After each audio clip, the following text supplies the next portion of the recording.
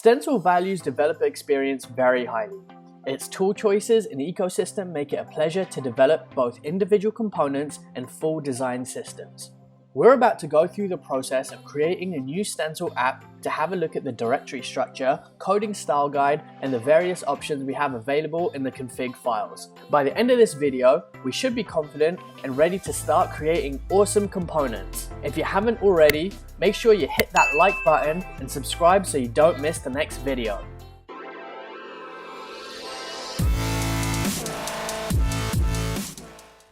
Stencil requires a recent LTS version of Node.js and NPM. Before starting, make sure you've installed or updated your version of Node. You can see which version of Node and NPM you have in your terminal by running node-v and npm-v. You're going to need to use at least NPM version 6. Now we're ready to start using Stencil. The first command we run may be one you're unfamiliar with, so let's take a look at what it does. To start a new Stencil project, we first run npm init stencil. The init command can be used to set up a new or existing npm package. If we run npm init by itself, we get asked some questions and the output is a package.json file. However, if we add an initializer, in this case Stencil, npm actually runs a different command.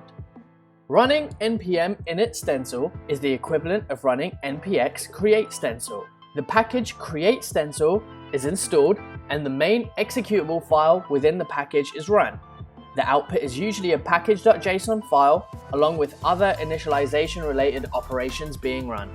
When we run npm init stencil, we're prompted to pick a starter for our project. Stencil can be used to create standalone components or entire apps. We're going to select component.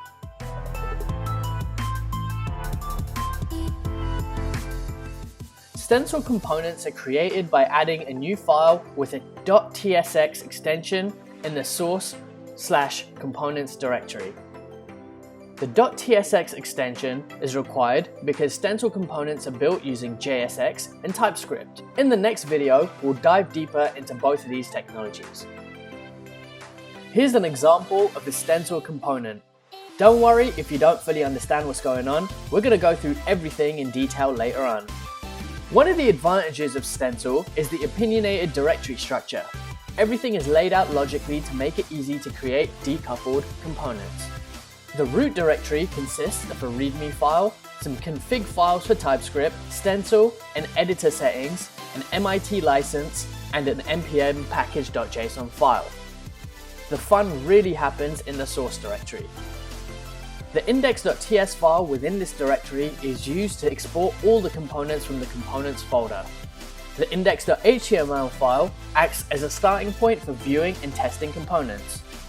We also see a components.d.ts file.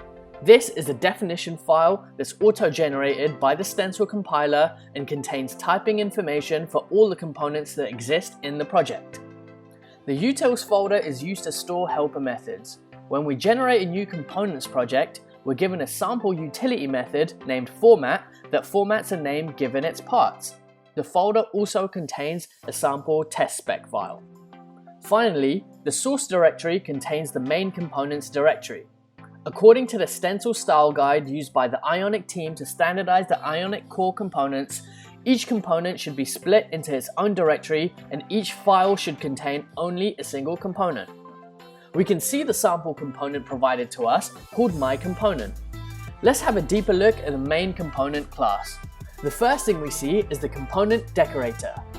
Every Stencil component must include this decorator to provide metadata about our component to the compiler.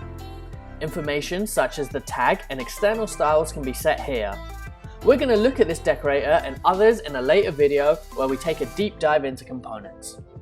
Underneath the component decorator, we see a standard JavaScript class. This is where we write the code that brings the component to life. In order for the component to render something to the screen, it must include a render function that returns some JSX. In the next video, we're going to go into detail into JSX and TypeScript, so don't worry if you're unfamiliar with what it is.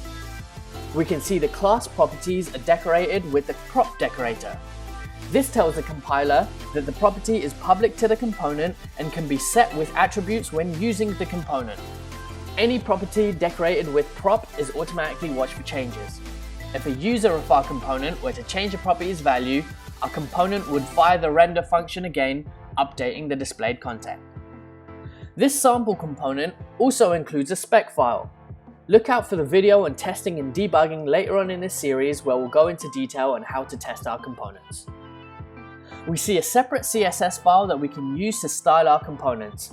By adding some custom config, we can easily change that to use Sass or less. When we build and run our project, the Stencil compiler automatically generates a README file for each component. It automatically creates a markdown table that lists out the component's public properties. We're able to add any other details we want to this file without worrying about it being overwritten. In most cases, Stencil's config file does not require any customization, since Stencil comes with great default values out of the box. It's actually best practice to keep the config as minimal as possible. The beauty of Stencil is that you can delete the stencil.config file entirely and an app would still compile with no issues. That being said, there's many instances where we may want to change to enhance this default functionality. For these cases, the config can be easily customized. Let's have a look at some of these options we're provided. By default, Stencil will statically analyze the application and generate a component graph of how all the components are interconnected. From the component graph, it's able to best decide how components should be grouped depending on their dependencies within your application. By doing this, it's able to bundle components together in order to minimize the number of network requests. However, bundles can be manually generated using the bundles config. The global script runs once before your library or app loads, so you can do things like setting up a connection to an external service or configuring a library you're using. The global script config option takes a file path as a string. Stencil is traditionally used to compile components into an app, with each component coming with its own compartmentalized styles. However, it's still common to have styles which should be global across all components. A global CSS file is often useful to set CSS variables. Additionally, the global style config can be used to pre-compile styles with Sass, PostCSS, etc. There's many other options we can use to customize our project. We'll be looking at more of these later on in the series.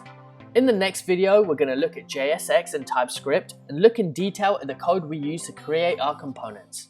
Once again, make sure to hit like and subscribe so you don't miss the next video. I'll see you in the next one.